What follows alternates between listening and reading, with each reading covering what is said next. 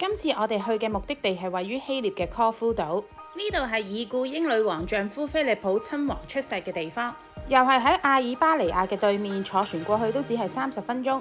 今次我哋搭 Ryanair 利物浦來回科夫嘅機票91磅，航程3個半鐘，朝頭早10點40分起飛，下晝4點3到達，快英國2個鐘。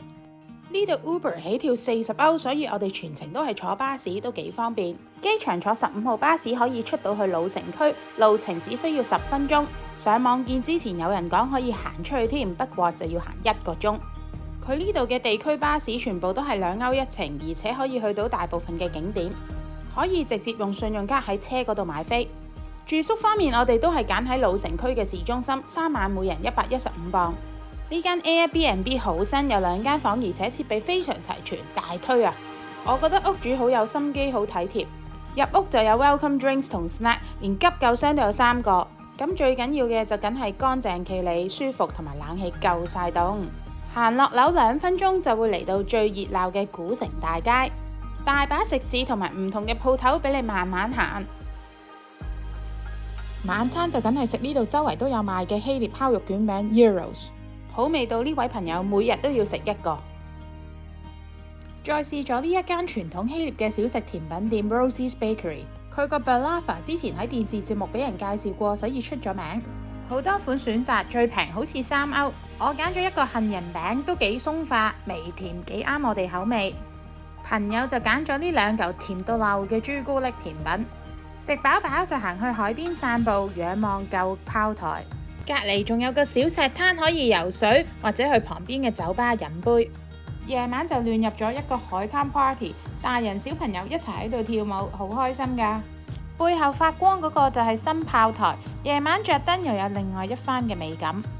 第2日我哋就喺綠色巴士站嗰度坐咗9號旅遊巴去西邊，單程車費280歐，車程約45分鐘，就會嚟到科夫島打卡必去嘅景點之一。Bar La Guarda， 一個喺崖邊嘅酒吧，沿住樓梯落1分鐘就會到，一路行已經一路心針眼，因為個景真係好靚，好似幅畫咁。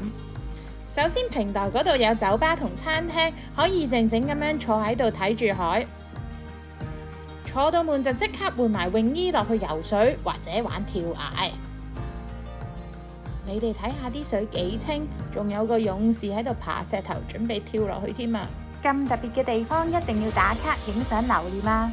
今日係海灘放題日，酒吧繼續向前行大概15分鐘就可以繼續去到幾個唔同水清沙幼嘅海灘。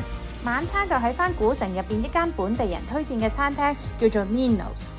據說有呢個島上面最好食嘅燒烤，家庭式經營，價錢經濟實惠。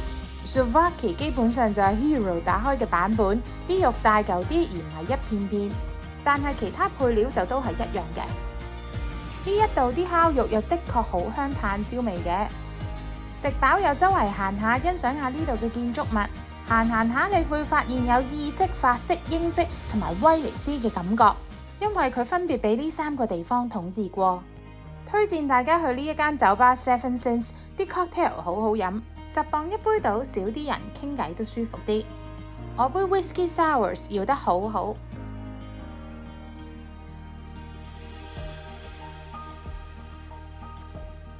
第3日喺 Get Your Guide book 咗個遊船河團，每人45磅去 Passos 同埋 Antipassos 2個必去嘅外島。第1站先乘駕船入藍洞，欣賞下個洞穴，跟住就嚟到 Passos 嘅海暢泳1個鐘，就好似我咁樣成個深海炸彈一下跳咗落去。大熱天時喺涼浸浸又清嘅水度游爽極，最好就好似佢咁樣背泳喺度呆放空，超 relaxed。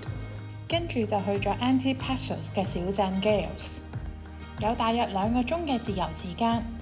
先嚟到呢一間餐廳食午餐，近海就食海。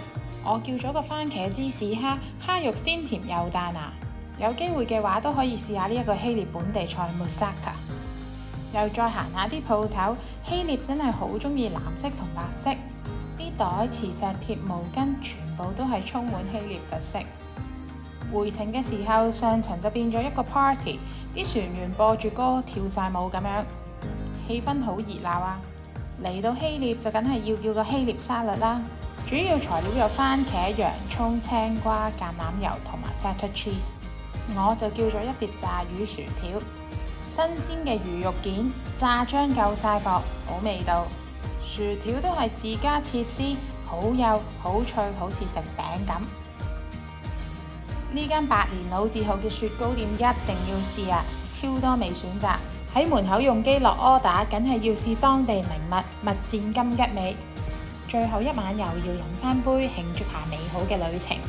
今次第一次同喺英國認識到嘅本地朋友一齊去旅行，年青貌美嘅兩位美女每日都盛裝出行，起碼變裝2套靚衫，又易話為咩都隨意，行到邊食到邊，睇到邊玩到邊，4個字講晒，隨心而行。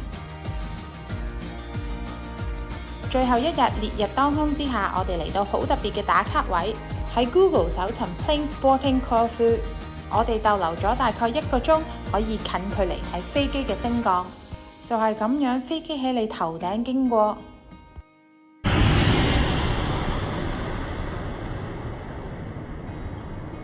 想要一個陽光與海灘嘅假期，呢度非常之咁適合。